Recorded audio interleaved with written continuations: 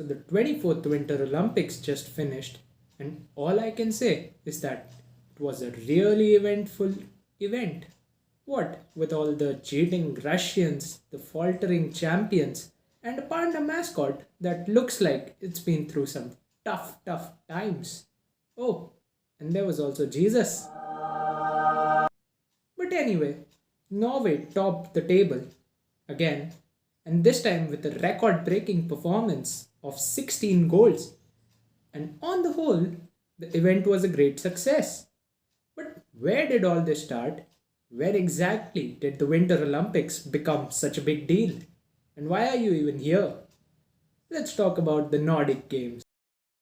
Our story starts with this dude by the name of Viktor Gustaf Balck, who was born in Karlskrona, Sweden in 1844. As a kid, he was a sailor and later he joined the army, obviously. He was active in fencing and gymnastics over there, where he remained as an instructor late after his participating days were over. Now, despite several promotions in the army, Victor was always devoted to, gymnastics and sports. Well, I guess he just had a passion for sports. He held several positions of note in the Swedish sporting sphere. Well, at that time, even if there was a sphere, more like a hemisphere, I guess. So, anyway, he was one of the leading figures in Swedish sports and opened a lot of clubs and organizations, not just within the army, but more importantly for the civilians. So much so that he is now known as the father of Swedish sports. Internationally as well, Balk was an important figure in the emergence of sports and very rightly became one of the 5 founding members of the IOC. And while the world was looking globally, our very own Victor was looking locally. And along with the Swedish Central Association for the Promotion of Athletics, he founded the Nordic Games, which was the first ever international multi-sport event which focused on winter sports and in many ways was the precursor to the modern Winter Olympics. Participants for the event included, as the name suggests, Nordic countries, that is Denmark, Finland, Iceland, Sweden and Norway. The winter sports included ski jumping, downhill racing, cross country, skiing, skeleton, speed and figure skating, hockey or bandy, and of course the OG, curling. The distinguishing parts from the Olympics, though, was that despite all these winter events, there were also some summer events like fencing and swimming, and perhaps most relevantly, military events like hunting, skijoring, and glima.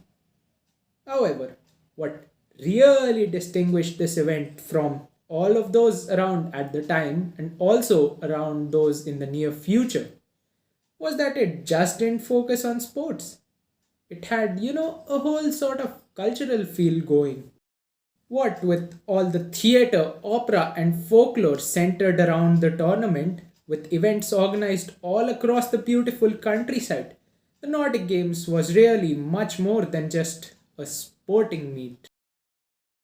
The games as a whole were also, rather important because, well, our very own Winter Olympics came from it. But not just that, I feel that the idea of the Olympics as a cultural and a global phenomena, so to speak, came from this very own idea. Something not too dissimilar is found in the modern Olympic Games. Now, the games were biennial at first and pretty successful too, but pretty soon they became embroiled in a controversy with the IOC, who wanted to start their very own version of the Winter Games. And after the death of Viktor Balck in 1928, with no one left to champion the games, and the 1930 edition being called off because of a lack of snow, the Nordic Games sadly just petered out and died. So, what do we learn from this? We learn that even with the most creative and modern of events, you always need someone to champion the cause, or they get replaced by the next big and upcoming thing. Something to ponder upon. Cheers.